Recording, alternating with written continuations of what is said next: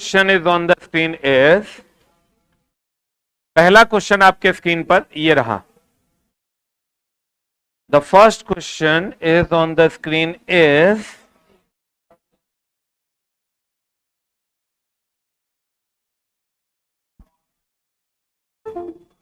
इसका battery change करवाओगे, battery change करवाओ, करके रखो। फर्स्ट क्वेश्चन आपके स्क्रीन पर ये रहा। द फर्स्ट क्वेश्चन काहे नहीं रहा?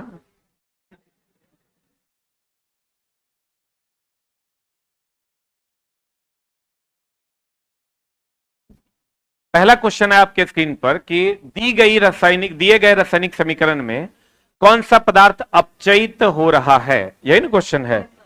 दोस्त मेरे, आपने पढ़ा होगा, ऑक्सीकरण पढ़ा है ना? ऑक्सीकरण अगर आप पढ़े होंगे तो आप पढ़े होंगे ऑक्सीकरण। क्या पढ़े होंगे? ऑक्सीकरण, उपचयन, और क्या पढ़े हैं? अपचायक। और क्या पढ़े हैं? अवकरण,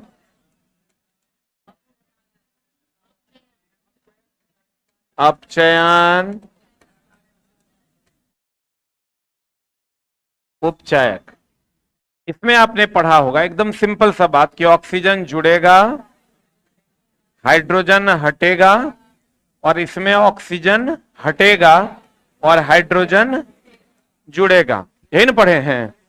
अब दोस्त मेरे, इसमें इलेक्ट्रॉन का होता है त्याग। इलेक्ट्रॉन का त्याग होगा तो इलेक्ट्रॉन की कमी होगी, इलेक्ट्रॉन ग्रहण होगा तो इलेक्ट्रॉन इसमें होता है ग्रहण। इलेक्ट्रॉन ग्रहण होगा मतलब इलेक्ट्रॉन की क्या होगी? वृद्धि होगी। देख लो, इलेक्ट्रॉन का त्याग, ऑक्सीकरण, उपचयन, अपचयक। इलेक्ट्रॉन ग्रहण होगा, अवकरण, अपचयन, उपचय। सही है? पढ़े हैं कि नहीं पढ़े? अब दोस्त मेरे, जो क्वेश्चन है आपका,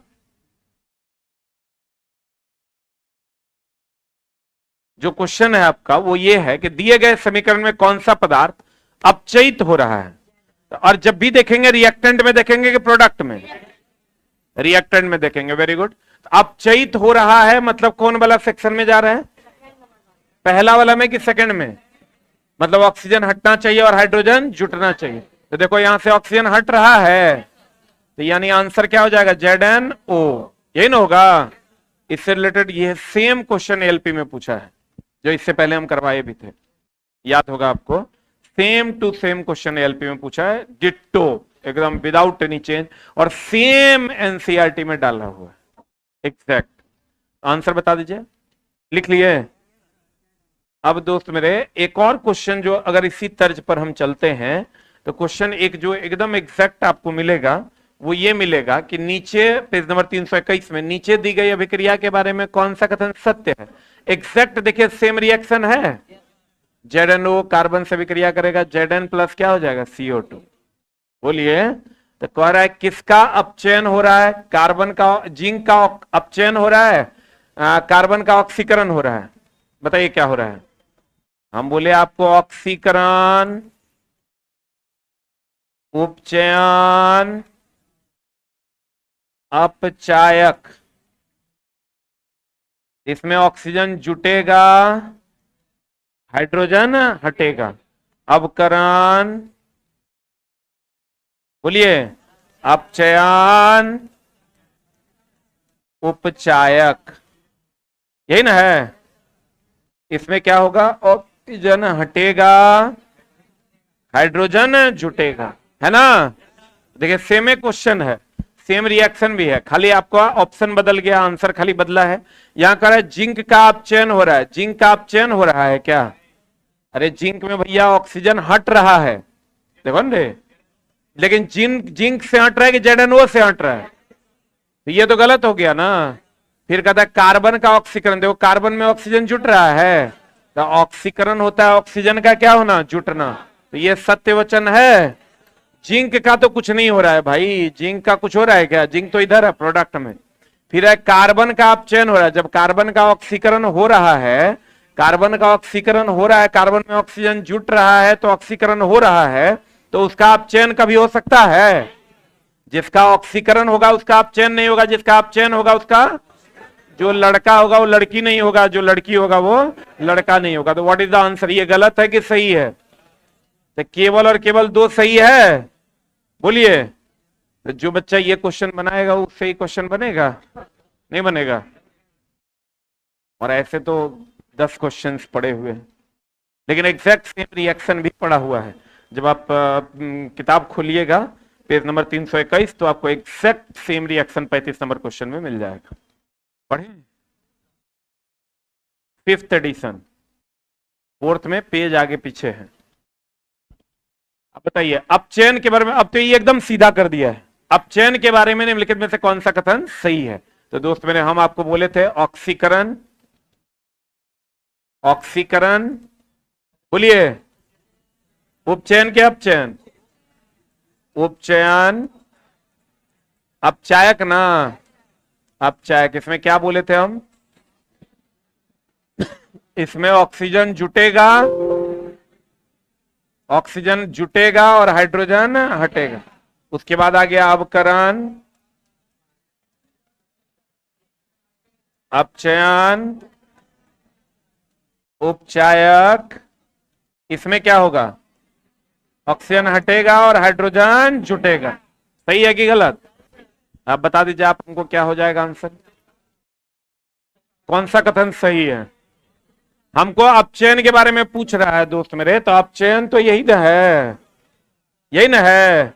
ऑक्सीजन जुट रहा है और हाइड्रोजन, ऑक्सीजन हट रहा है और हाइड्रोजन जुट रहा है।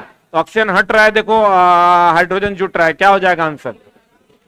ये दोनों में से कोई आंसर होगा, ऑक्सीजन का हटना या हाइड्रोजन का जुड़ना। तो ऑक्सीजन का हटना है क्या?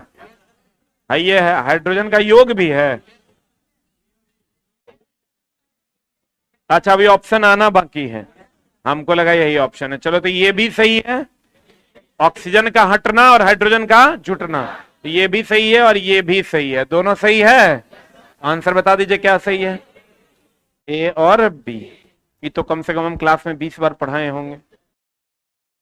पढ़ाए क्या है? हर दूसरे दिन, हर दूसरे दिन टेस्ट में सवाल आता था। हो गया? बढ़े, बढ़े हो? और दोस्त मेरे इंग्लिश तो आपके किताब में एकदम स्थिर से रखा हुआ है। ऑक्सीकरण, उपचयन, अपचायक में ऑक्सीजन का जुड़ना, हाइड्रोजन का हटना, अवकरण, अपचयन, उपचायक में ऑक्सीजन का हटना, हाइड्रोजन का जुड़ना। इलेक्ट्रॉन त्याग करेगा वो क्या है? ऑक्सीकरण। अजय ग्रहण करेगा वो क्या है? अवकरण। विद्युत ऋणात्मक तत्वों में क्या होगा? वृद्धि। ये सब इतना तो पूछो नहीं करता है, आप इतने पढ़िए ना, आपका काम हो जाएगा। और आज तक कभी नहीं पूछा है ये, जब पूछेगा तो बहुत टफ करेगा, बहुत ज्यादा, बहुत टफ कर दिया था ग्रुप डी, तैयो नहीं पूछा था। ये आपको इतना दूगो पूछेगा। एक बात बताइए, चलिए एक आंसर आप लोग भी दे दीजिए हमें, हमारी इच्छा है कि एक क्वेश्चन आप लोग भी बनाइए। चलिए थ्योरी भी हम आपका रहने देते हैं, और तब भी बता दीजिए आप। SO4 से बन गया ये SO4 डबल माइनस, बना। अब हमको बता दीजिए एकदम सिंपल, कोई नहीं बोलेगा अभी, ऑनलाइन वाले आप भी आंसर बताइए। ये ऑक्सीकरण है और ये अवकरण है। अब खाली आप आंसर बता दीजिए क्या हो जाएगा, जल्दी से टाइप कर दीजिए। What is the answer?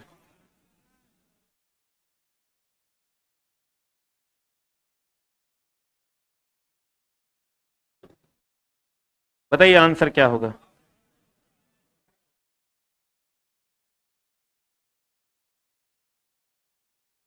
बताइए what is the answer? Electron त्याग किया कि ग्रहण? इलेक्ट्रॉन ग्रहण किया ना। इलेक्ट्रॉन जब ग्रहण करेगा तो क्या हो जाएगा? अवकरण। मार दें आंसर। इस टाइप के क्वेश्चंस पूछे जाते हैं। चलिए तो हम चलते हैं अगले प्रश्न की ओर। निम्नलिखित धातुओं में कौन सा युग्म मुक्त अवस्था में पाया जाता है? देखो मुक्त अवस्था में जो पाया जाता है, मुक्त अवस्था में जो एकदम दैनिक जीवन में आप देखते हैं फ्री स्टेज में, बताइए किसको किसको देखते हैं आप? एगो सोना, जंग लगता है क्या उससे? चांदी, प्लेटिनम। चांदी पे कुछ लोगों को ऐतराज होगा कि सर काला हो जाता है, तो बहुत दिन रख दीजिएगा, सोना का भी रंग खराब हो जाता है। तो सोना, चांदी और प्लेटिनम ये किस अवस्था में पाए जाते हैं? मुक्त अवस्था में पाया जाता है। मुक्त अवस्था में पाया जाना मतलब स्वतंत्र प्रकृति में पाया जाता है और उस पर जंग नहीं लगता है। ऐसे वस्तु को हम कहते हैं कि वह किस अवस्था में पाया जाता है? मुक्त अवस्था में पाया जाता है, जिसमें जंग नहीं लगता। जिसमें क्या नहीं लगता? जंग नहीं लगता, खराब नहीं होता, जंग नहीं लगता। ऐसे को हम कहते हैं कौन पदार्थ? मुक्त अवस्था में पाया जाता है। बता दीजिए, सोडियम पाया जाएगा क्या? आगे लग जाएगा इसमें। सोडियम हवा में क्या हो जाता है? आग लग जाता है। इसको कहां डुबा कर रखते हैं? किरोसिन में। सोडियम को चाकू से काटा जा सकता है? और दोस्त मेरे, तो सोडियम तो सब जगह, क्या पोटेशियम भी तो आग लग जाता है। एक दुए को होगा सोना और चांदी होगा। सोना और कौन? चांदी is the right answer.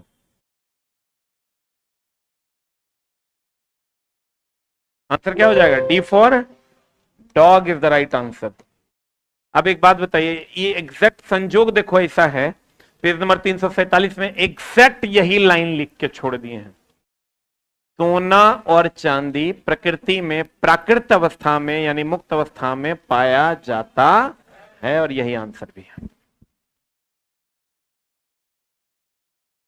Platinum वहां नहीं लिखा हुआ है, प्लेटिनम दूसरे जगह लिखा हुआ है। जहां सफेद स्वर्ण लिखा हुआ है वहां लिखा है प्लेटिनम मुक्त अवस्था में पाया जाता है। यहां पर यही दूगो बात लिखल था, यही दूगो बात पूछा है। और दोस्त मेरे, अगर हम बात करें सोना और चांदी की, सोना और चांदी किस अवस्था में पाया जाता है? मुक्त अवस्था में। आपको अगर पूछेगा चालकता के बारे में, बच्चा बड़ा कंफ्यूज रहता है कि चालकता सबसे ज्यादा किसकी होती है? सोना की। उससे कम होती है चांदी के, उससे कम कॉपर, उससे कम अल्युमिनियम। लेकिन एक चीज का ध्यान रखिएगा, अगर ये हमारे दैनिक जीवन में प्रयोग में नहीं लाया जाता है, लाया जाता है, तो अगर आपको कहेगा कि प्रयोग में लाया जाने वाला सबसे अच्छा चालक कौन? चांदी। चांदी के तार का उपयोग सेंसर में करते हैं। कहां करते हैं?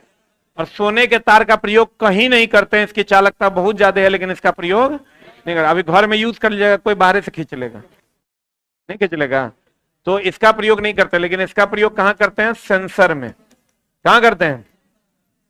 कॉपर का प्रयोग हम लोग कहां करते हैं? तड़ित में, घर में, अर्थिंग में। कहां पर? अल्युमिनियम के तार का प्रयोग हम लोग करते हैं लंबी दूरी पर विद्युत धारा ले जाने के लिए। लंबी दूरी पर धारा ले जाने के लिए, लंबी दूरी पर धारा ले जाने के लिए हम लोग किसका उपयोग करते हैं? किसका उपयोग करते हैं? एल्युमिनियम का प्रयोग किया जाता है। लंबी दूरी तक अगर आपको धारा ले जानी है तो आपको किसका प्रयोग करना होगा? एल्युमिनियम का प्रयोग करना है। जैसे पोल पर जो लेके जाते हैं क्या है? एल्युमिनियम का तार। घर में अगर यूज करना है कॉपर, तड़ित में यूज करना है कॉपर, अर्थिंग में यूज करना है कॉपर। चांदी का उपयोग कहां? सेंसर में। तो प्रयोग किया जाने वाला सबसे अच्छा चालक कौन? चांदी। और अर्थिंग में कौन? कॉपर। लंबी दूरी तक विद्युत धारा भेजने के लिए एल्युमिनियम। और सोना के तार का प्रयोग नहीं करते। लेकिन अगर पूछ दे सबसे अधिक चालकता और ऑप्शन में सोना रहे तो सोना ही मारिएगा, चांदी नहीं मारिएगा। लेकिन अगर पूछ दे प्रयोग में लाया जाने वाला सबसे अच्छा चालक कौन है तो चांदी मारिएगा, तब सोना नहीं मारिएगा। सोना के रहते हुए भी सोना आंसर नहीं है। क्लियर है? बढ़िए।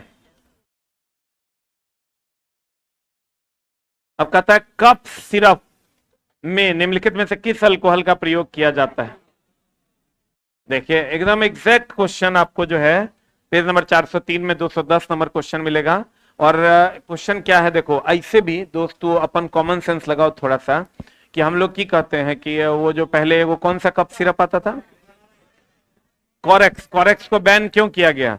लोग दारू के जगह पर उसी को पी रहे थे क्योंकि उसमें इथेनॉल था। जितना नशा आपको दारू पी के आता था उतना ही नशा आपको कॉरेक्स पी के आता था, तो लोगों ने कॉरेक्स को पीना शुरू कर दिया।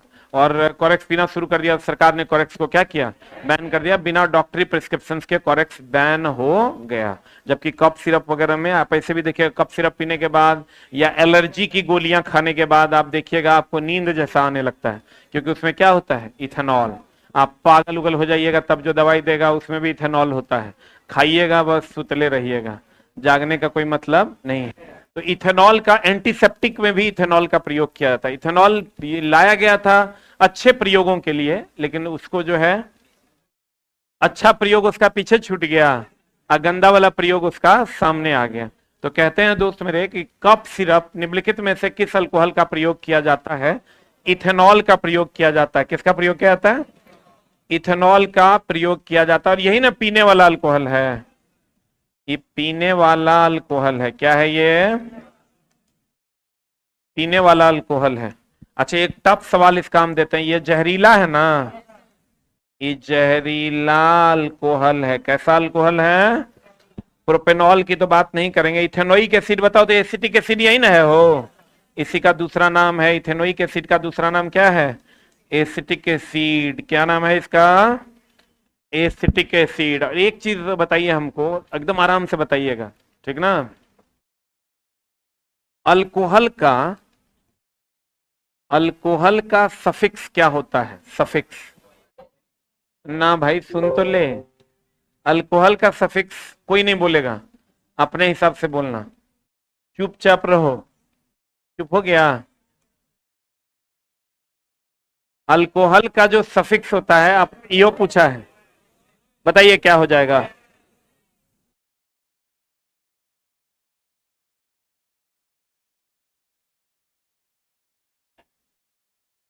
बताइए व्हाट इज द आंसर, अल्कियोल। हाँ, मिथेनॉल होता है, इथेनॉल होता है, ऑल, ये सही होगा। और ये अल्डिहाइड का है। किसका है ये, अल्डिहाइड का। ओइक एसिड हो जाएगा तो acetic acid, oic acid acid का होता है, उसमें नहीं पूछेगा आपको। जब भी पूछेगा इसी दोनों में पूछेगा, अल और ऑल। ये होता है इथेनॉल, तो अल्कोहल फंक्शनल ग्रुप हो गया। इथेनॉल अल्डिहाइड हो गया, इथेनॉल मतलब अल्डिहाइड। अब एक चीज इसको लिख लिए। अब दोस्त मेरे, जब आप हमारी पुस्तक की ओर बढ़िएगा तो आपको 403 नंबर पेज में एक क्वेश्चन मिलेगा, निम्नलिखित में से किसका प्रयोग टिंचर आयोडीन, खांसी सिरप और कई टॉनिक तैयार करने में किया जाता है। And the right answer is क्या, इथेनॉल। सही है। ऑप्शन भी लगभग सेम है, खाली एक ऑप्शन में मिथेनॉल है, इसमें भी इथेनॉल है, एथेनोइक एसिड है, ये वो क्या दिया है, एसिटिक एसिड। यहाँ दो गो ऑप्शन सेम दे दिया है, और यहाँ खाली उसके जगह पर क्या दे दिया, प्रोपेनॉल, यही दिया है। आंसर यहाँ भी हो जाएगा क्या, इथेनॉल। पीने वाला अल्कोहल कौन, इथेनॉल। विनेगर में कौन acid, acetic acid. Acetic acid का ही दूसरा नाम क्या, इथेनोइक एसिड। एसिटिक एसिड का दूसरा नाम इथेनोइक एसिड। अब दोस्तों मेरे, एक सिंपल सा क्वेश्चन हम आपको देते हैं और आप लोग बनाइएगा, चुप रहिएगा, जब कहेंगे तब बोलिएगा आंसर। अल्कोहल का सूत्र, कोई नहीं बोलेगा, हम बोलेंगे बोलो तब बोलना। ऑनलाइन वाला बोल सकता है, CnH2n plus CnH2n plus 2 into H, कोई नहीं बोलेगा, CnH2n OH, CnH2n, कोई नहीं बोलेगा। चौथा नॉन ऑफ दीज। ऑनलाइन वाले सिर्फ बोल सकते हैं, ऑफलाइन वाले कोई नहीं बोलेंगे। बताइए आंसर।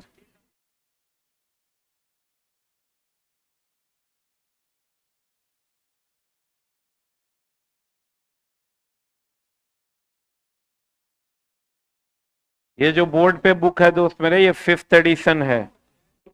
5th एडिशन का पेज नंबर खोलो, मिलता है कि नहीं मिलता है, गलतियों लिखल है कि। वैसे हम एक बार और वेरिफिकेशन करवा रहे हैं, हो सकता है कहीं पेज नंबर चढ़ गया हो, बट क्वेश्चन मिलाओगे सेम टू सेम मिलेगा। नहीं मिलता है क्या, खोज के देखवे किया होगा तो विश्वास थोड़े है। सामने में खोल लो और खोल के मिला लो पेज। अब तो पेज नंबर दे दिया, अभी हो में झोल रहे। अब लगता है मेरा सुप्रीम कोर्ट में केस करके जीतना पड़ेगा कि हाँ हो गया। आंसर बता दीजिए इसका। C number is the right answer. क्या हो जाएगा आंसर? हाँ हाँ, इसका आंसर क्या हो जाएगा? सी है। देखो एगो चीज का ध्यान रखना, एकदम सिंपल सा बात है। अगर CnH2n प्लस 1 इंटू OH होगा अल्कोहल, इसको हम लोग R भी लिखते हैं और इस पूरे को हम लोग ROH भी लिखते हैं।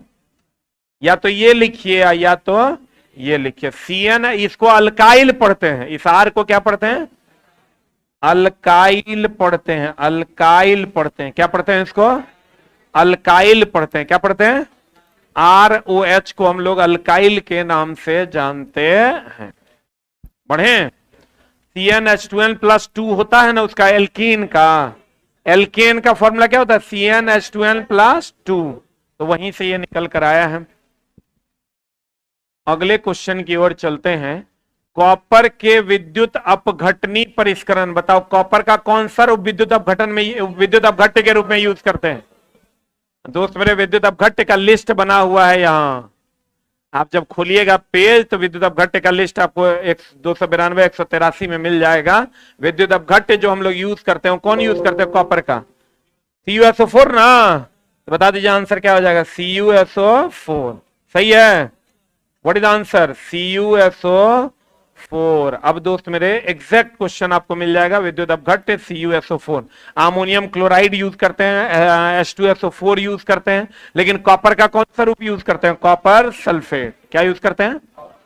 कॉपर सल्फेट यूज करते हैं। एक चीज का और ध्यान रखिएगा, हम हमेशा बोलते हैं एक होता है CuSO4, एक होता है FeSO4 और एक क्या होता है रे? ZnSO4। और एक होता है ब्लू विट्रियोल, एक होता है व्हाइट विट्रियोल, एक होता है ग्रीन विट्रियोल। यही ना होता है? एक होता है ब्लू विट्रियोल, एक होता है ग्रीन विट्रियोल, एक होता है व्हाइट विट्रियोल। तो आप पहला लेटर पकड़ के इसके जस्ट नजदीक वाला जो होगा वही आंसर हो जाएगा। तो बताइए सी है तो इसके नजदीक वाला कौन है? ये हो जाएगा ब्लू विट्रियोल। ये हो गया ब्लू विट्रियोल का फॉर्मूला। और एफ है, एफ के नजदीक देखो तो ABCDEFG तो ये हो जाएगा ग्रीन विट्रियोल। क्या हो जाएगा ये?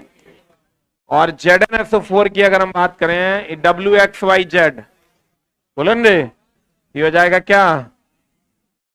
White vitriol. क्या हो जाएगा ये? White vitriol. What is answer?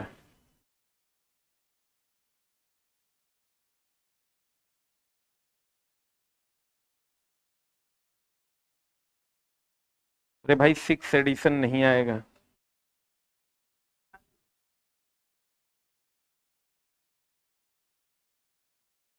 नहीं बुक क्यों आएगी? ये मोर देन सफिशियंट है। अब हमको नहीं लगता कि अब बुक में अगर आएगा भी तो उसका सिर्फ अरेंजमेंट बदलेगा, कंटेंट वही रहेगा। अरेंजमेंट कभी कभार हो सकता है 6 महीना बाद कभी आए उसमें बदला हुआ लगे तुमको, टेबल वगैरह कोई ऐड हो जाए, कोई कंटेंट को टेबल के फॉर्म में ले, but content is more than sufficient. बताओ ये समझा कि नहीं समझा? CBEFGZW सही है पक्का? तो ये कभी कभार दोस्त पूछ देता है, इसको एकदम जरूर देख के जाइए। चलिए हम लोग नेक्स्ट में चलते हैं। द नेक्स्ट वन इज कहता है निम्नलिखित में से कौन सा ऑक्साइड उभयधर्मी? तो कितना बार बताए थे दोस्त मेरे, आप बोलते भी थे कि बाबू रे पूछवे करेगा। उभयधर्मी कौन कौन है? दुए गो है ये, 3 गो, एगो Al2O3 ZNO PbO2। कौन कौन? Al2O3 ZNO PbO2, Al2O3 ZNO PbO2, Al2O3 ZNO PbO2। अब बता दो जल्दी से आंसर क्या हो जाएगा? What is answer? बोलो Al2O3 ZNO PbO2 कौन? Aluminium oxide. हम तुमको सब बता देते हैं ऑक्साइड। अच्छा धातु ऑक्सीजन से अभिक्रिया करेगा तो क्या बनाएगा? धातु का ऑक्साइड बनाएगा ना। ये क्वेश्चन थोड़ा पूछा है। अब देखो ये तो आंसर इसका क्या हो जाएगा? 1 नंबर हो जाएगा। अब थोड़ा सा हम दोस्त मेरे चलते हैं। अच्छा जो क्वेश्चन है वो भी देख लो। ये तक एक बार है ये ये क्वेश्चन बुक में कम से कम 5 बार होगा। क्वेश्चन है धातु सामान्यतः क्षारीय ऑक्साइड बनाते हैं, निम्नलिखित में से कौन सा उभयधर्मी ऑक्साइड बनाता है? कौन? एल्युमिनियम ना। एल्युमिनियम का ऑक्साइड क्या होता है? उभयधर्मी। थोड़ा सा इसको जान लो, हम थोड़ा सा इसका जुगाड़ बताते हैं तुमको। अगर अब आपके सामने कभी भी क्वेश्चन ये आता है तो आप इसमें फंसिएगा नहीं। ऑक्साइड अलग अलग प्रकार के होते हैं। एक होता है अम्लीय ऑक्साइड। कैसा ऑक्साइड? अम्लीय ऑक्साइड। एक होता है अम्लीय ऑक्साइड, एक होता है क्षारीय ऑक्साइड। क्या होता है ये? क्षारीय ऑक्साइड। और एक होता है उदासीन ऑक्साइड। क्या होता है? उदासीन ऑक्साइड। एक होता है दोस्त मेरे उभयधर्मी ऑक्साइड। क्या होता है? अम्लीय ऑक्साइड, क्षारीय ऑक्साइड, उभयधर्मी ऑक्साइड। गौर फरमाइएगा। देखो इधर आराम से, उभयधर्मी के लिए तो कुछ सोचना नहीं है, सीधा सीधा बात करो। Al2O3 ZnO PbO2, यही दो दोस्त मेरे पूछवे करता है। 3 गो हमेशा हम यही बताते हैं। होता और है 12-14 गो और है, लेकिन हम हमेशा यही लिखते इसलिए हैं क्योंकि यही पूछता है और यही देखो पूछा भी है। फिर इधर आते हैं हम उभय उदासीन ऑक्साइड में, तो CONOH2O। जल तो उदासीन है, तुमको देखने से लगता है। अब बाकी को देख लो, ये तोरा अपने उदासीन दिखने से ही लगेगा। इसमें 1-2 कुछ नहीं होता है। जैसे इस समय है ना Al2O3 ZnO PbO2, ये एकदम देखने से ही तोरा उदासीन लगेगा। H2O उदासीन है, ये है। उसके बाद इधर आ जाओगे अम्लीय ऑक्साइड में, तो अम्लीय ऑक्साइड में आता है SO2। कौन आता है दोस्त मेरे? देखो इसको थोड़ा सा पहचानने में लगेगा। SO2, SO3, NO2, CO2, है ना। अब इधर आ जाओ क्षारीय ऑक्साइड में। क्षारीय ऑक्साइड में आता है Li Helena, LiO, K2O, Na2O, Li2O। देखो रुक जा, रुक अस्थिर से समझना। इस ई दोनों में कोई दिक्कत ना है। ई दोनों को देखो कैसे ध्यान में रखना है, थोड़ा सा दिमाग लगाओगे तो याद रहेगा। SO2 को हम लिख सकते हैं H2SO4, SO3 को लिख सकते हैं H2SO4, NO2 को लिख सकते हैं HNO3, CO2 को लिख सकते हैं H2CO3। तो बढ़िया देखो इधर LiO को क्या लिख सकते हैं? LiOH, KOH, NaOH। ये बताओ ये सब क्षार है कि अम्ल है? क्या है? ये सब जो है ये क्षार है कि अम्ल है? आई सब क्या है? क्या है? आई सब क्या है? क्षार। ई क्या है? उदासीन। आई उभयधर्मी ना। पता नहीं बुझा रहा है कि नहीं बुझा रहा? बुझा रहा है तो आप दिमाग में सेट हो रहा है कुछ, इसको लिख लो।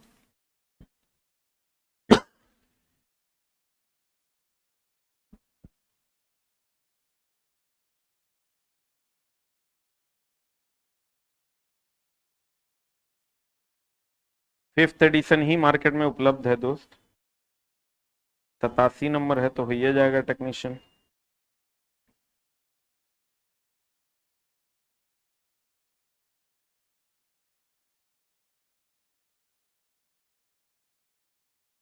PDF डाला हुआ है सामने के टेलीग्राम लिंक पर।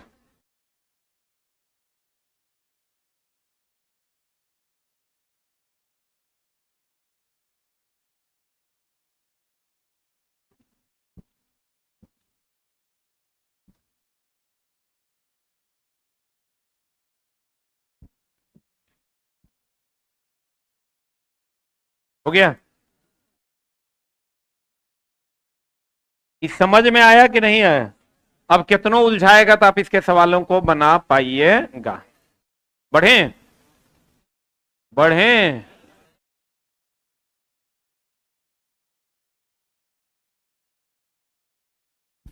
बढ़े हो? ये छटका जल्दी लिख। हो गया? बढ़े। चलिए चलते हैं हम लोग अगले सवाल की ओर। ये अगला सवाल आपके सामने है। कितना सुंदर सा सवाल है। कौन सा कथन सही है? कुछ धातुओं को पीटकर पतली चादर बनाई जाती है, इस गुण को अधातुवर्धनीयता कहते हैं। और अधात वर्धनीय, पीट कर चादर बनाना अधात वर्धनीयता, और खींच के तार बनाना तन्यता। सही है। तो यह सबसे ज्यादा ये गुण धातुओं को खींचकर पतला तार बनाए जा सकते हैं। सही है कि गलत? यह धातु का खींचकर पतला तार बनाया जा सकता है कि नहीं? और यह गुण क्या कहलाता है? तन्यता। और कहते हैं धातुएं उष्मा का सुचालक होती हैं। एक के गो अपवाद है सीसा, जो उष्मा का क्या है? कुचालक। तीनों सही है कि गलत? तो दोस्त मेरे ये हमेशा ध्यान रखना, अधात वर्धनीयता, अधात वर्धनीयता और तन्यता दोनों जो है सबसे ज्यादा किसका? सोना का। उससे कम चांदी का। सोना से कम किसका? चांदी का। उससे कम किसका? कॉपर का। उससे कम किसका? एल्युमिनियम। सही है। अधात वर्धनीयता मतलब मेलिएबिलिटी, सबसे अधिक किसका? सोना का। तन्यता बोले तो डक्टिलिटी, सबसे अधिक किसका? सोना का। उससे कम किसका? चांदी। उससे कम कॉपर। उससे कम एल्युमिनियम। सारा का सारा धातु उष्मा का सुचालक है। किसको छोड़ के? सीसा को छोड़ के। सभी अधातु विद्युत के क्या हैं? कुचालक हैं। किसको छोड़ के? ग्रेफाइट को छोड़ के। ग्रेफाइट क्या है? सुचालक है। एकमात्र अधातु जो विद्युत का सुचालक है वो कौन है? ग्रेफाइट। अब बता दीजिए आंसर क्या हो जाएगा? डी नंबर हो जाएगा। बोलिए, सही है ना? अधात वर्णनीयता मतलब पीट कर क्या बनाना? चादर। तन्यता मतलब खींच कर क्या बनाना? तार। और दोस्त मेरे अगर आपको अंदाजा है इस बात का, तो अधात वर्णनीयता बोले तो नॉन मेलेबल, मेलेबल। अधात वर्णनीयता बोले तो मेलेबल। कुछ ठोस पदार्थ पीटने पर टूटने के स्थान पर पतली चादर के रूप में परिवर्तित हो जाते हैं। ऐसे पदार्थ को क्या कहते हैं? अधात वर्धनीय। सोना, चांदी, तांबा। सबसे अधिक किसका? सोना, चांदी, कॉपर, एल्युमिनियम। तन्यता, कुछ पदार्थ में ऐसे गुण पाए जाते हैं जिसके कारण तार बनाए जा सकते हैं पदार्थ के, इस गुण को क्या कहते हैं? तन्यता। धातु का घनत्व तो उच्च होता है और यह विद्युत का क्या होता है? सुचालक होता है। अपवाद में कौन है? सीसा। विद्युत का क्या है? कुचालक। सही है। What is the answer? What is the answer? D number. 1 2 3। निम्नलिखित में से कौन सबसे कम अभिक्रियाशील है? देखो, बस रिएक्टिविटी सीरीज याद रखना है, आपका काम हो जाएगा। यादो नहीं रखना है, अंदाजों मारोगे तो लग जाएगा। सबसे नीचे कौन है? सोना, चांदी, पारा। सोना, चांदी, पारा, कॉपर। सोना, चांदी, पारा, कॉपर। सोना, चांदी, पारा, कॉपर। चांदी, पारा, कॉपर। सोना, चांदी, पारा, कॉपर। ऊपर में देखोगे पोटेशियम, सोडियम, कैल्शियम, मैग्नीशियम। यही ना है? कहता है कौन सबसे कम अभिक्रियाशील है? तो सबसे कम अभिक्रियाशील नीचे से देखना है कि ऊपर से? नीचे वाला सबसे कम अभिक्रियाशील, ऊपर वाला सबसे ज्यादा। सबसे कम अभिक्रियाशील नीचे से देखना है, तो नीचे से देखना है तो बताइए कौन हो जाएगा? सोना है क्या ऑप्शन में? नहीं है। चांदी, पारा, कॉपर, हाइड्रोजन, सीसा, आयरन, जिंक, एल्युमिनियम, मैग्नीशियम है। आंसर हो जाएगा। बोलिए। ऐसे भी दोस्त मेरे सोडियम, पोटेशियम, कैल्शियम तो सबसे ऊपरे में यही तीनों न है रे। इसके नीचे कौन है? मैग्नीशियम। सेम क्वेश्चन एक और पूछा इससे, लेकिन क्वेश्चन खाली पूछने का तरीका अलग था। वो तो संजोग से दोस्त मेरे सबसे लास्ट पन्ना में जो हमें एक पन्ना दिए हैं ना, वो एक पन्ना से इस बार 40 क्वेश्चन है। लास्ट में है ना रिएक्टिविटी सीरीज, रिएक्शन दिया हुआ है इंपॉर्टेंट, और एगो वो रिएक्टिविटी सीरीज दिया हुआ है। 6 क्वेश्चन इससे है, बाकी 34 क्वेश्चन उससे। ज्यादा ही है, 34 कहां, 50 क्वेश्चन उससे। 45 से 50 क्वेश्चन एक के पन्ना से, जहां में एनसीईआरटी के इंपॉर्टेंट केमिकल रिएक्शंस दिए गए हैं। कहते हैं निम्नलिखित में से किस तत्व की तुलना में कॉपर अधिक अभिक्रियाशील है? कॉपर अधिक अभिक्रियाशील है, एक मतलब इससे नीचे वाला कोई होगा तब ना इसकी तुलना में यह ज्यादा अभिक्रियाशील है। नीचे से ऊपर जाने पर अभिक्रियाशीलता बढ़ती है कि घटती है? बढ़ती है। तो कॉपर क्वेश्चन देखो क्या कर रहा है, किस तत्व की तुलना में? बताओ आंसर ऑनलाइन वालों, क्या हो जाएगा आंसर?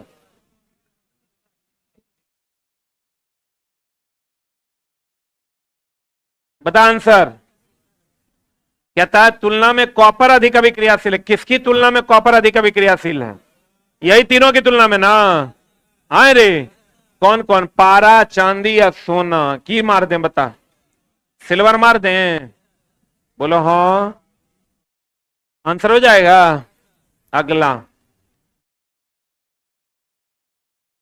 कहता है बोर मॉडल के अनुसार द्वितीय ऊर्जा स्तर, क्या बोले थे, 2n² ना हो, 2n² में हम बोले थे पहला 1, द्वितीय ऊर्जा स्तर में 2 के एल, तो क्या हो जाएगा, 2 दूनी 4 दूनी 8। यो पूछा है कि कक्षा को कैसे प्रदर्शित किया जाता है, ABCD K L M N O P Q DBFC Z, K L M N O P Q से सूचित करते हैं। यो इस बार पूछा है तुरा कि कक्षा को निम्न में से कैसे निरूपित किया जाता है, तो बताओ द्वितीय ऊर्जा स्तर में होगा। आपको पता है बोर ने एक मॉडल दिया था कि इलेक्ट्रॉन महत्तम महत्तम महत्तम रूप से भरेगा कक्षा में, उसके लिए उन्होंने फॉर्मूला दिया था 2n², जहां n कक्षा की क्या है संख्या, पढ़े हो कि नहीं, 2 इंटू 1 का स्क्वायर, 2 इंटू 1 का स्क्वायर करोगे, दूसरा कक्षा ना है, तो यहाँ 2 देना पड़ेगा, 2 दूनी 4 दूनी 8। तो बता दीजिए आंसर क्या हो जाएगा, व्हाट इज द आंसर, क्या हो जाएगा आंसर, 8 ना। दोस्त मेरे, यही तो नहीं है होगा, देखो किताब में हम इसका पूरा लिस्टे थमाए हुए हैं तुमको। दूसरी कक्षा हो जाएगी तो कितना हो जाएगा, 8, क्या हो जाएगा आंसर 8। कहते हैं बोर मॉडल के अनुसार प्रत्येक कक्षा में चक्कर लगाने वाले इलेक्ट्रॉन की अधिकतम संख्या कितनी, जहां n कक्षा की क्या है संख्या, और कक्षा की संख्या का नाम ये हुआ, अधिकतम इलेक्ट्रॉन की संख्या ये हुई। हम तो बोले थे, बताओ अगर ऐसे हाथ पे जोड़ लेना, अगर कहेगा n कक्षा में तो कहेंगे के एल एम एन, 4 हुआ, 4 चौका 16 दूनी 32, चूंकि 2n² है तो 4 चौका 16 दूनी 32। क्लियर है, बोलो रे। अच्छा एगो छोटा सा क्वेश्चन का हमारा आंसर दे दो, देखते हैं तुम लोग दे पाता है कि नहीं, थोड़ा सा अगर लेवल बढ़ा दिया तो। ये चित्र में बताए अनुसार इलेक्ट्रॉन आता है, कौन आता है, इलेक्ट्रॉन आता है। अब बताओ हमको, अपना अपना आंसर अपने पास रखना।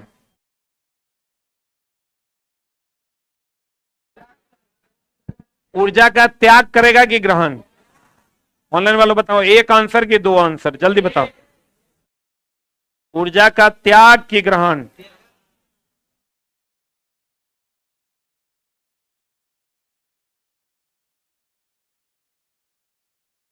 बताओ आंसर क्या होगा। देखो इधर से इधर जाने पर ऊर्जा बढ़ता कि घटता, ऊर्जा बढ़ता है, तो एक ऊर्जा ज्यादा ना है, तो ज्यादा से कम में आएगा तो ऊर्जा का क्या करेगा, त्याग। आंसर क्या हो जाएगा, त्याग। और जिसमें है उसी में चक्कर लगाएगा, कोई परिवर्तन नहीं होगा। चलिए चलते हैं हम लोग अगले क्वेश्चन की ओर। अगला क्वेश्चन आपके स्क्रीन पर है, थॉमसन का परमाणु मॉडल। हम 5th एडिशन में इसको जोड़े थे। थॉमसन का परमाणु मॉडल क्या है, देखो अगर उन्होंने कहा था कि तरबूजा है ना, तरबूजा जान रहे हो, तरबूजा में जो उसका बीज है वो इलेक्ट्रॉन की तरह व्यवहार करेगा, किसके तरह, इलेक्ट्रॉन। इन्होंने ही, थॉमसन ने ही तरबूजा से रिलेटेड काम किया था, प्लम पुडिंग का सिद्धांत इन्होंने ही दिया था, ठीक है। तो थॉमसन की अगर हम बात करें दोस्त मेरे, तो इन्होंने कहा था तरबूजा अगर ले लें हम, तरबूजा अगर हम ले लें तो इसमें जो ये जो बीज है, कौन है, बीज है, किसके जैसा काम करेगा, इलेक्ट्रॉन के जैसा।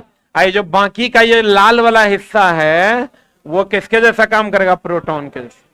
और थॉमसन ने ही ये मॉडल दिया था, और इन्होंने ही दिया था प्लम पुडिंग का सिद्धांत। यही बात इन्होंने केक के लिए भी कहा था, प्लम पुडिंग का सिद्धांत।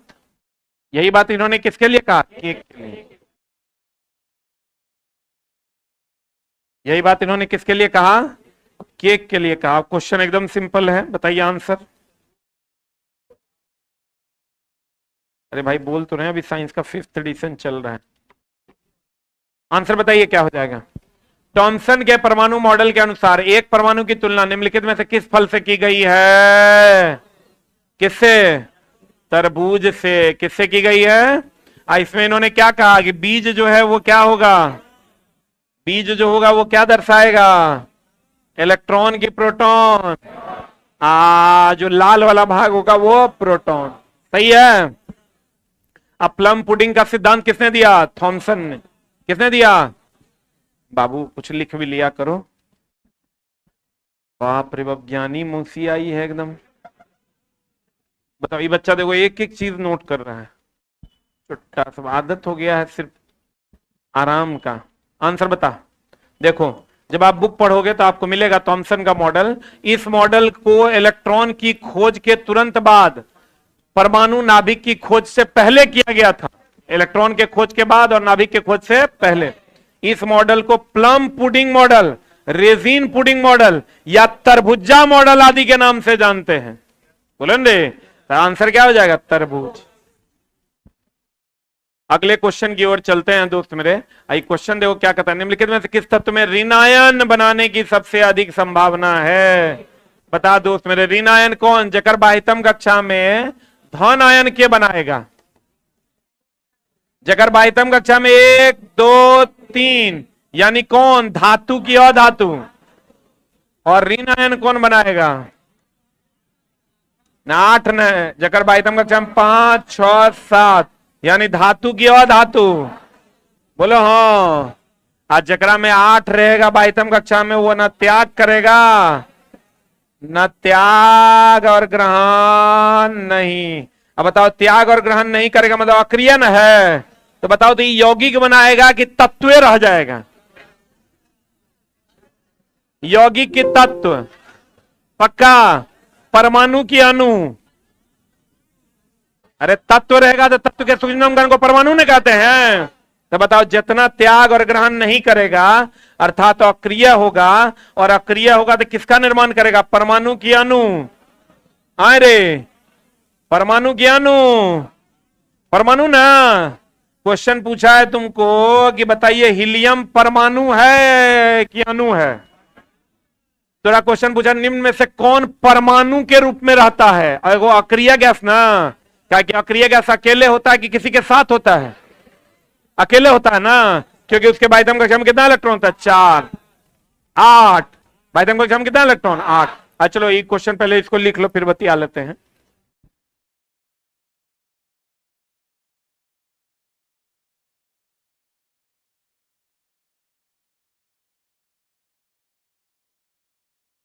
थर्ड एडिशन से सर काम नहीं चलेगा। बहुत लोग तो अभी फर्स्ट एडिशन लेके घूम रहा है। आप पटना में रह रहा है, 5,000 रुपया खर्चा करेगा, लेकिन 100 रुपया किताब में लगेगा तो नहीं लगाएगा। फर्स्ट एडिशन पिछले 4 साल में ये 5वां एडिशन है। जब किताब आई थी, उस किताब को ऐसा थोड़े कि 3 महीना पे एडिशन आता है। पिछले 4 साल में ये एडिशन आया है, 5वां। और हमको लगता है कि एएलपी टेक्नीशियन के एग्जाम से 6 महीना पहले आ गया था 5th एडिशन। हो गया? हो गया। अब देखो चला, तो कहते हैं किस तत्व में ऋणात्मक आयन? ऋणात्मक आयन कौन बनाएगा? जकर बाह्यतम कक्षा में कितना इलेक्ट्रॉन होगा? 5 6 7। 5 6 7 देखो, एक में कैल्शियम में 2 गो हो, क्लोरीन में कै गो? 7, सोडियम में 1, अल्युमिनियम में 3। कौन बनाएगा? क्लोरीन बनाएगा। दोस्त मेरे, ये तो एकदम आयनिक बंधन का पहले एग्जाम्पल यही दिया हुआ है। आयनिक बंधन का पहला ही एग्जाम्पल दिया हुआ है। इसमें इलेक्ट्रॉन का त्याग करता है, धातु इलेक्ट्रॉन का क्या करता है? त्याग। और धातु इलेक्ट्रॉन क्या करता है? ग्रहण। तो कौन ग्रहण कर रहा है? क्लोरीन। क्लोरीन पर कौन आयन है? माइनस की प्लस? माइनस। तो आंसर बता दो जल्दी से, क्या हो जाएगा? क्लोरीन मार दें आंसर। बता, थॉमसन चचा के मॉडल को पढ़ो बढ़िया से। क्या कहता है थॉमसन का मॉडल? देखो, कहता है थॉमसन मॉडल में परमाणु में धनावेश तरबूज के खाने, गलत चुनना है ना, तरबूज के खाने वाले लाल भाग में बिखरे होते हैं, जबकि इलेक्ट्रॉन धनावेशित गोले तरबूज के बीज की भांति धसे होते हैं। सही है कि गलत? इलेक्ट्रॉन बीज के भांति अभी तुरंत पढ़ाए हैं आपको, ये सत्य वचन है, हमको असत्य चुनना है। परमाणु के धन आवेश तरबूज के खाने वाले लाल भाग, सेम ऑप्शन कॉपी पेस्ट है। इसका मतलब ये भी सही है, ऋणात्मक और धनात्मक आवेश के परिमाण समान नहीं होते, इसलिए परमाणु विद्युतीय रूप से उदासीन नहीं होता। यही तो गलत है। परमाणु वैद्युतिक रूप से क्या होता है? उदासीन होता। आप देखो एगो चीज तो तुमको पता होगा दोस्त मेरे, कि अगर अगर अगर अगर अगर मैं कहूं कि कितना बार हम बोले हैं दोस्त मेरे, और बुक में भी डायरेक्ट लिखा हुआ है परमाणु विद्युतता उदासीन होते हैं। बुक में आप खोजिएगा, परमाणु जहां लिखल है वहां लिखल है परमाणु विद्युतता क्या होते हैं? उदासीन होते हैं। और ये नाभिक है जिसमें न्यूट्रॉन और प्रोटॉन होता है, इसके चारों तरफ कौन चक्कर लगाता है? इलेक्ट्रॉन। हमको ये बताइए, कक्षा में ऋणात्मक ऋण आवेशित की धन आवेशित? नाभिक। लेकिन इस सब को मिला के क्या बना?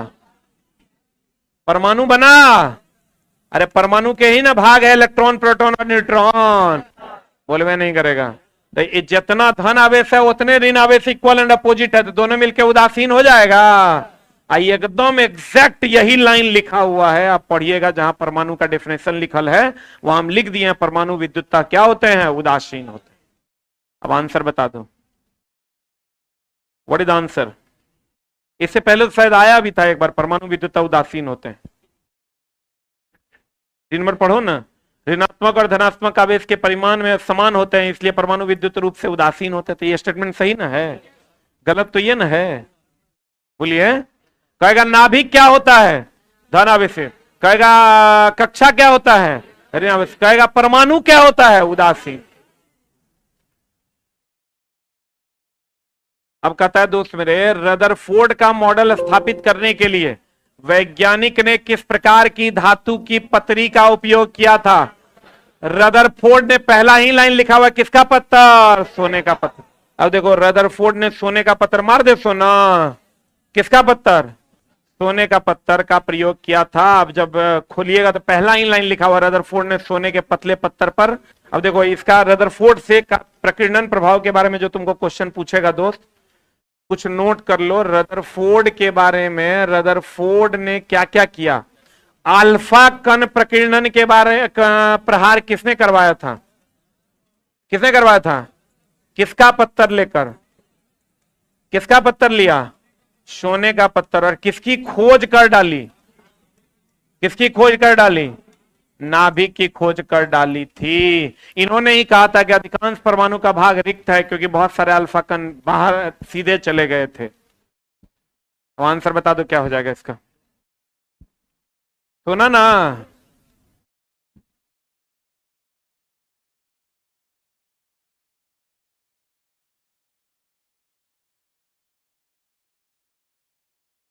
हो गया। The next one is, Rutherford ने सोने की पन्नी के प्रयोग से परमाणु की संरचना के बारे में क्या निष्कर्ष निकाला था? बताइए क्या होगा? परमाणु में धनावेश, नाभिक और ऋणावेश इलेक्ट्रॉन होते हैं। सही कि गलत?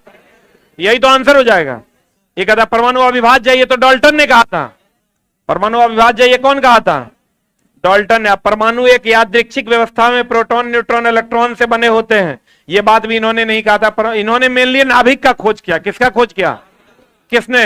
रदरफोर्ड ने। किसने? रदरफोर्ड ने किसका खोज किया दोस्त मेरे?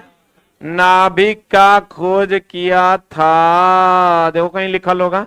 इसके अनुसार रदरफोर्ड ने नाभिकीय सिद्धांत दिया। रदरफोर्ड के अनुसार परमाणु विभाज्य है जिसमें एक क्या होता है? क्या होता है? नाभिक। तो मेनली इन्होंने किसका खोज किया? नाभिक का। अब दोस्त मेरे अगला की कहता है, देखो रदरफोर्ड ने सोने की पन्नी पर किए गए प्रयोग द्वारा निम्नलिखित में से किसकी खोज की हो गई थी? मार दे नाभिक। बोलो। अगला अगला अगला अगला अगला, सोडियम बाइकार्बोनेट से धवन सोडा तैयार करना है। सोडियम बाइकार्बोनेट से क्या तैयार करना है? क्या तैयार करना है?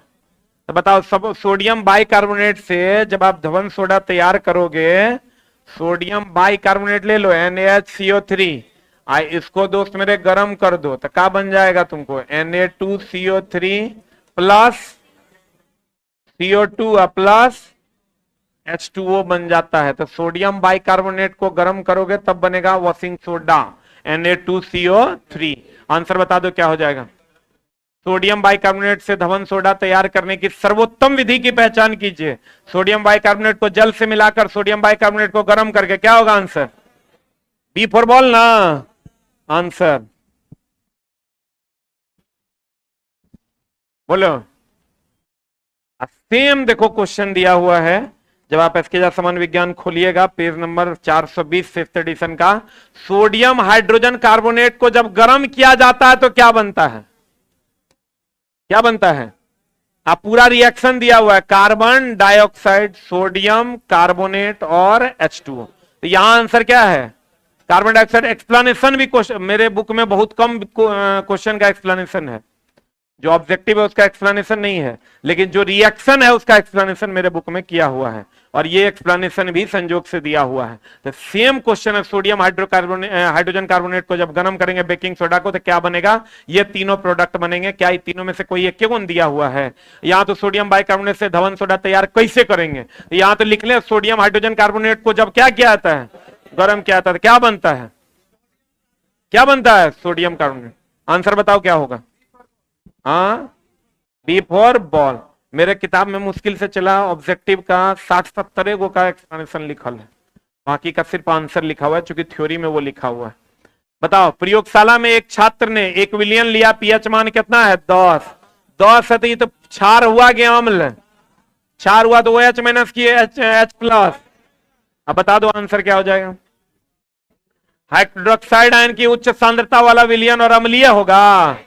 हाइड्रोक्साइड आयन की उच्च सांद्रता वाला विलियन और क्षारीय होगा। हाइड्रोजन आयन होगा रे, क्या होगा? 7 से ज्यादा क्षार होगा तो क्या हो जाएगा? OH minus. आंसर बता दो। हाइड्रोक्साइड आयन की उच्च सांद्रता वाला विलियन और क्या होगा? क्षारीय। 7 से अधिक है, 7 से अधिक है तो क्या होगा? क्षार की अम्ल। क्या होगा? क्षार होगा। क्षार होगा तो OH की H, OH की H। देखो, अगर 7 से 10.5 के बीच में होगा तो ये दुर्बल क्षार होगा। दुर्बल क्षार, क्षार सबको पता है क्या देता है? OH। क्या देता है? क्या देता है? उसका भी लिस्ट बना हुआ है, किताब खोलिएगा तो पहला ही लाइन लिखा हुआ है, रेनियस ने कहा था जो H प्लस देगा वो क्या है? अम्ल है, और जो OH माइनस देगा वो क्या है? क्षार है। इसका आंसर बता। तारों के टिमटिमाना मर देगा या अपवर्तन होगा? बताइए आंसर क्या होगा? अपवर्तन का बहुत सा, जितना ऊपर उठा हुआ है सब क्या है? अपवर्तन। पानी में तैरती मछली ऊपर दिखाई दे रही है, अपवर्तन। पानी में डूबा सिक्का ऊपर उठा दिखाई दे रहा है, अपवर्तन। जितना प्रतीत हो रहा है ऊपर उठा हुआ दिखाई दे रहा है, सब क्या है? अपवर्तन। बता दीजिए आंसर क्या हो जाएगा? तारों का टिमटिमाना क्या है? एक जगह नहीं, 4 जगह लिखल है, तो आंसर बता दो क्या हो जाएगा? What is answer? हवा के विभिन्न परतों के घनत्व में परिवर्तन की वजह से अपवर्तनांक के निरंतर परिवर्तन होने के कारण क्या होता है? आंसर बता, व्हाट इज आंसर? अरे ये एग्जाम्पल अपवर्तन में लिखा हुआ है कि नहीं है? तारों का टिमटिमाना क्या है? अपवर्तन। और कितना बार बोले कौन सा अपवर्तन? वायुमंडलीय अपवर्तन। सूर्य का बड़ा दिखना क्या है? अपवर्तन। कौन सा अपवर्तन? वायुमंडलीय अपवर्तन। एक और आंसर बता। यदि किसी चालक की लंबाई दुगुनी कर दी जाए तो चालक का प्रतिरोध कितना होगा? कितना? 2 गुना की 4 गुना? पक्का। अन्य मापदंड को समान रख रहा है, कहता है इसका मतलब जोड़ रहा है कि खींच रहा है? अरे जोड़ न रहा है। तो भैया मेरे R समानुपाती L पढ़े होगे नहीं? तो अब भैया सेम क्वेश्चन तेरा मिल जाएगा। चालक की लंबाई बढ़ने पर प्रतिरोध का मान क्या होता है? बढ़ता है। तो यहां दुगुना कर दोगे तो यहां दुगुना कर दो। बोलो, लंबाई बढ़ने से, चालक की लंबाई बढ़ने से प्रतिरोध क्या होगा? बढ़ेगा। यहां दुगुना कर रहा है, दुगुना कर दो। घटता तो दुगुना करता तो आधा हो जाता। बोलो, any doubt? Thank you very much.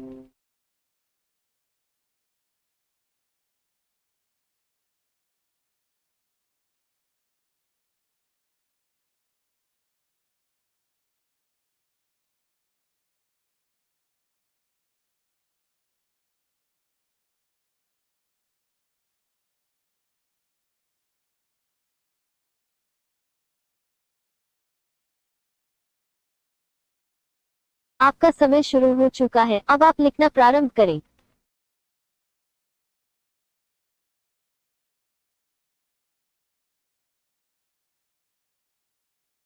आपका समय शुरू हो चुका है, अब आप लिखना प्रारंभ करें।